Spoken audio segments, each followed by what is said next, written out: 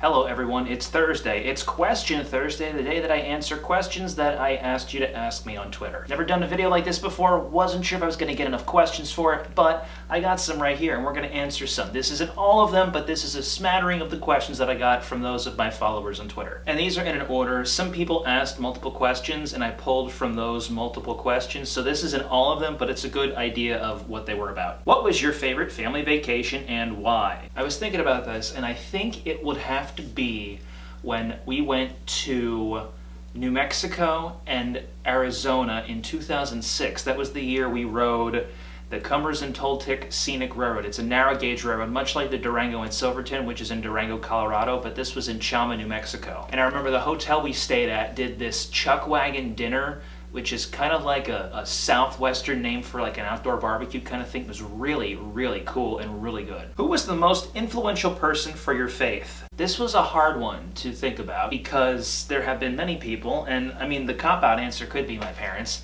but in terms of people like not related to me, probably a priest that I knew. I mentioned this in a previous video. There was a priest friend of mine here in Toledo who passed away just about a year and a half ago.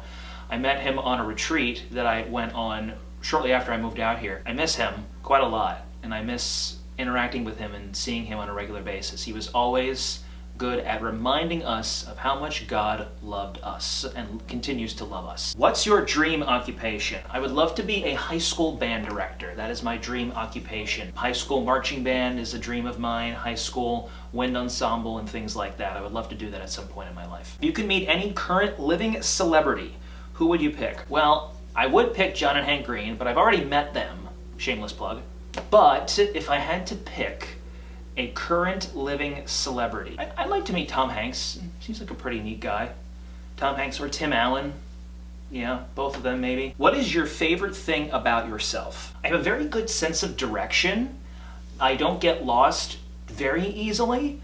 When I do, it really frustrates me because it's just not something that happens to me very often. So when I get lost, I get kind of like anxious and whatnot, like, what do I do? I don't own a GPS because I have the gift of just being able to research a route, look at it and like, okay, make this turn, take this exit, turn, make this left, make this right, and I'm good to go. I don't usually get frustrated when I have to go on road trips or when I have to go someplace for the first time.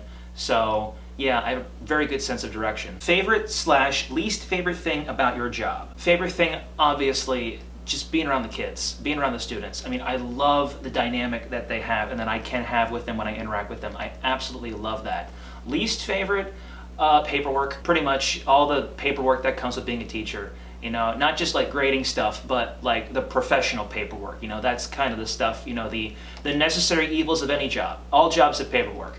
And I don't know many people who enjoy doing paperwork for any job. Which teacher made the biggest impression on you? I thought about this, and I had so many ideas for this. I had my 7th grade homeroom teacher. She was fantastic. But I really think my senior year of high school theology teacher, who was astonishingly brilliant at what he did. He told us his conversion story. It was fantastic. Between him and my philosophy professor in college, they were just like, you could tell they enjoyed what they did with such a great intentionality. It was fantastic. So one of them. What is your favorite instrument? The pipe organ. Yes, I majored in saxophone. I like the saxophone, but I love the organ, and I always will. And cue the train questions. What sparked your interest in trains? Well, my mom's uncle, I should say, was a maintenance of way worker for the railroad in the 70s and 80s. And then her brother, my uncle, kind of got involved in the interest with him, did like some of the modeling stuff, but then like went out and was like, photographer and whatnot. And I kind of picked it up with him, Thomas the Tank Engine, when I was like 2 or 3 years old. I have memories of him taking me out when I was really young, at times, not too often. And then I remember there was this place in Lancaster County, Pennsylvania. There's this town called Strasburg that has it's called the Strasburg Railroad. I think it's the oldest active short line in America. We would go down there for like days out with Thomas and to ride behind the steam engines that were down there when I was in elementary school and things like that. It's just kind of stuck. I haven't been able to shake it yet. It's kind of a family thing, sort of, loosely a family thing. Are there special snow plows for train tracks? Yes, there are two main different types of snowplows. You have a wedge snow, I'll put a picture up on this side. You have a wedge snowplow, which is just like the standard kind of snowplow that you would see. A lot of like the eastern railroads would have these to plow snow.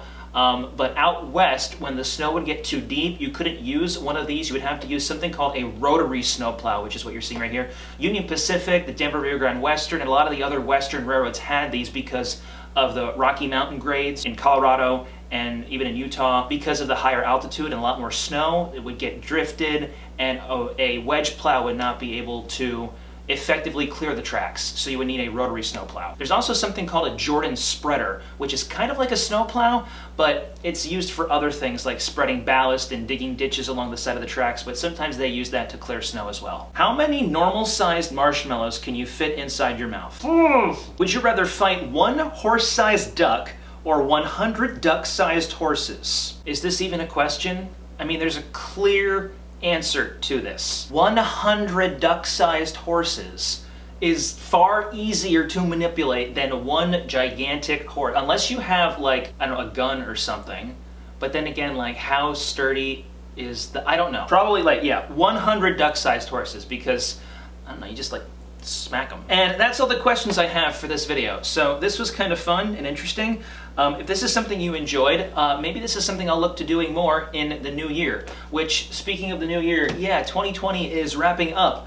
Whether we want it to, which I think we do, or not, a little bit more quickly than I think many of us thought it would. There will be at least one more video, the final episode of What's for Dinner, which will air next Thursday, New Year's Eve. I'm really looking forward to sharing that with you. It's very different. In fact, it's different than any other What's for Dinner episode I've ever done. Merry Christmas, Happy New Year. I will look forward to seeing you all in 2021. Take care and God bless.